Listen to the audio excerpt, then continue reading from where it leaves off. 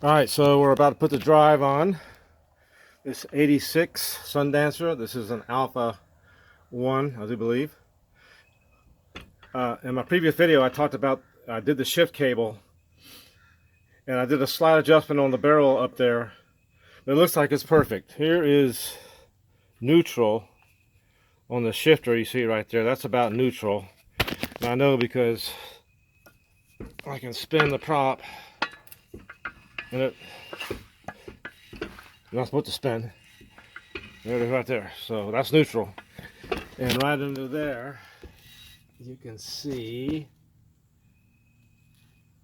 you can see the position of the shifter is about the same place. So I think I got it right. So I got all this surface is cleaned up. O-ring goes here, O-ring goes there.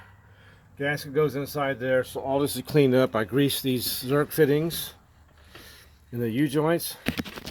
Those are new Zerk fittings. I think this thing was serviced. I think this drive was rebuilt, or at least the impeller changed, because the oil in it is brand new with no metal shavings or anything. So we're going to slide it on here, and we'll be back in a little while. There's the chain hoist I used to lift it up and hold it in place. Okay, I got the drive on, and basically got it on the bolts, lined up the holes, the gimbal and the coupler with a metal pole, and then got the shaft through the gimbal. Lots of grease everywhere.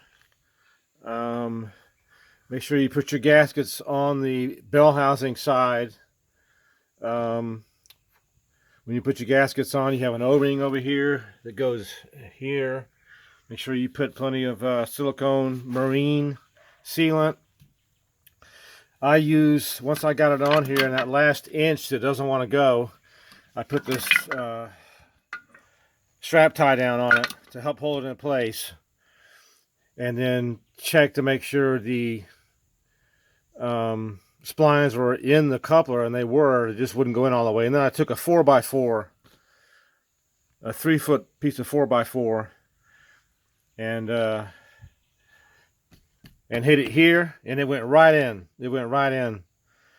So it wasn't really too bad. The shifter mechanism, I think my shift cable is good.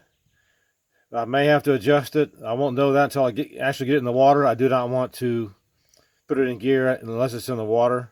There's plenty of videos on YouTube about how to adjust your shifter, so I'm not going to get into all that. But once I go put it in the water, we'll make another video. The only thing I have left to do here is these trim cylinders. I showed you on here the wires. There was plenty of good wire in the boat that I pulled back out, cut off all the bad wire, and put the sender and the limit switch back on. So I gotta see if those are going to work or not. All right, this is going to be part 3 of this. We'll just keep it going. Thank you for watching.